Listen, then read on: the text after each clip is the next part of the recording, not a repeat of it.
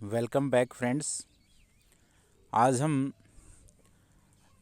भारतीय राज्य व्यवस्था बीए पाठ द्वितीय वर्ष के विद्यार्थियों के लिए विषय का चयन करते हैं और उसमें आज हमारा टॉपिक होगा धर्म और उपराष्ट्रवादी शक्तियाँ।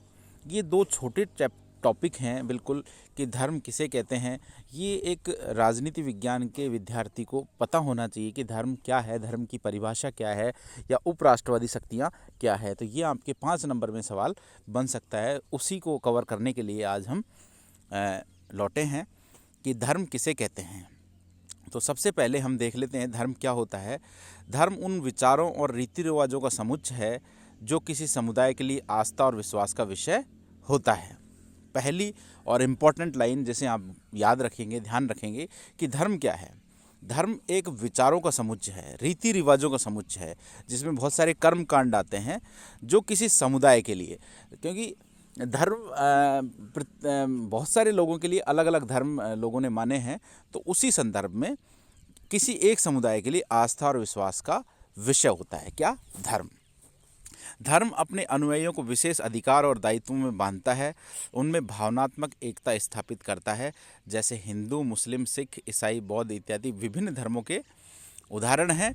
और ये विभिन्न जो धर्म हैं इनकी एक निश्चित विचारधारा मैं मान सकता हूँ कि इनके एक निश्चित कर्मकांड होते हैं, निश्चित रीति रिवाज होते हैं और उसी रीति रिवाज को पालन उस धर्म के अनुयायी करते हैं और वही जो पालन करने का उनका तरीका है वही उन्हें एकता के सूत्र में बांधता है।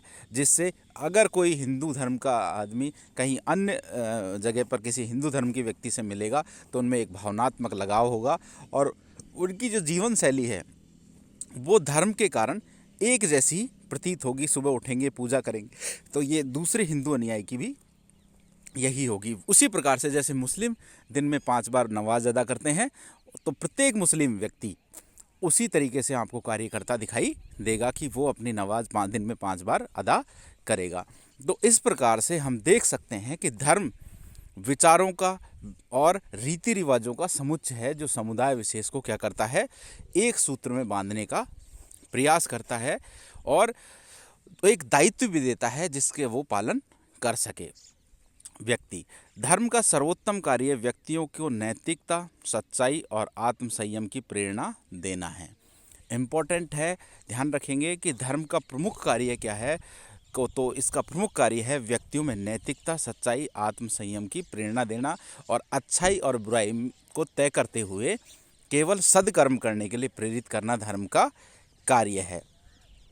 और इसी बात को लेकर मैं कहना चाहूँगा कि जो महान विचारक रहे हैं कार्ल मार्क्स, उन्होंने कहा है कि धर्म अफीम के समान है। जैसे अफीम के सेवन के बाद व्यक्ति अफीम को छोड़ नहीं सकता, उसी प्रकार एक बार धर्म का पालन करने के बाद व्यक्ति धर्म से विमुख नहीं हो सकता या नास्तिक नहीं हो सकता, उसे उस धर्म में आस्था रखनी ही पड़ती है। परंतु कभी कभी धार्मिक भावना को अन्य धार्मिक समुदायों के प्रति घृणा उकसाने के लिए भी इस्तेमाल किया जाता है और धर्म की इस विकृति से मुक्त होना अत्यंत आवश्यक है। देखो, प्रत्येक व्यक्ति का एक धर्म होता है और उस धर्म का वो पालन करता है भारतीय संस्कृति के अनुसार, लेकिन अपने धर्म की श्रेष्ठता को साबित करने के लिए दूसरे धर्म के प्रति घृणा का भाव लाना या दूसरे धर्म के प्रति हिंसा का प्रयोग करना या उन्हें नीचा दिखाना, ये धर्म के विपरीत है और ये धर्म का नेगेटिव पॉइंट है, एक तरीके से नकारात्मक पक्ष है। तो व्यक्ति को और समाज को ये करना चाहिए कि वो जिस धर्म के भी अनुयायी हैं अपने धर्म का पालन करें, लेकिन साथ साथ दूसरे धर्म का भी आदर भाव रखते हुए उसका भी सम्मान करें। तो देखने की बात यह है कि आदमी को अपने धर्म का या व्यक्ति को अपने धर्म का पालन करते हुए अन्य धर्म का भी सम्मान करना आवश्यक है। तो मेरे ख्याल से आपको धर्म का विषय समझ में आ गया होगा। अब हम देखते हैं उपराष्ट्रवादी शक्तियाँ। जी, आपके 20 शब्दों में या 50 शब्दों में आपके एग्जाम में आ सकती है कि उपराष्ट्रवादी शक्तियाँ क्या होती है।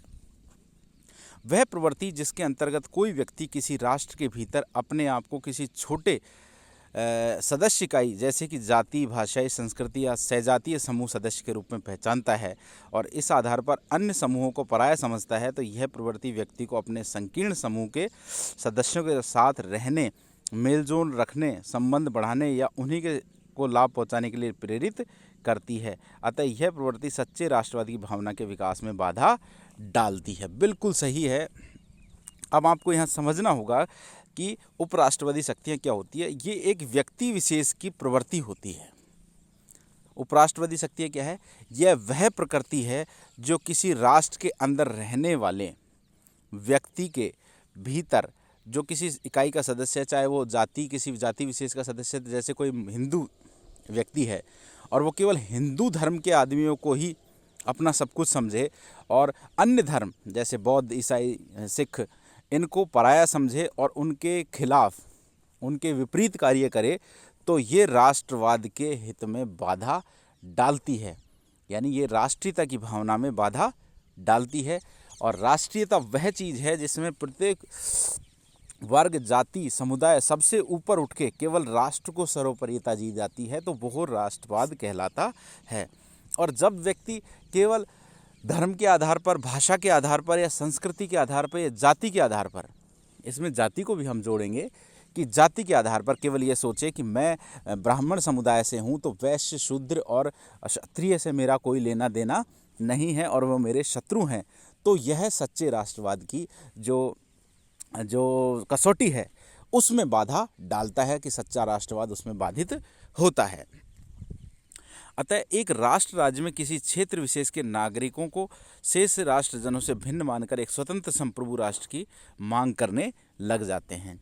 जब इस प्रकार के वाक़या होते हैं तो जो समुदाय विशेष जहाँ उनका बाहुल्य होता है, तो वो अपने आप को विशेषाधिकार प्राप्त करने के लिए या अलग राष्ट्र की या अलग राज्य की मांग करने के लिए, अलग क्षेत्र के लिए मांग करने के लिए सरकार पर दबाव बनाना आरंभ कर देते हैं, जो राष्ट्रवाद की भावना में बहुत बड़ा ठेस पहुंचाते हैं। वो राष्ट्रवाद की भावना को बहुत बड़ी ठेस पहुंचाते हैं।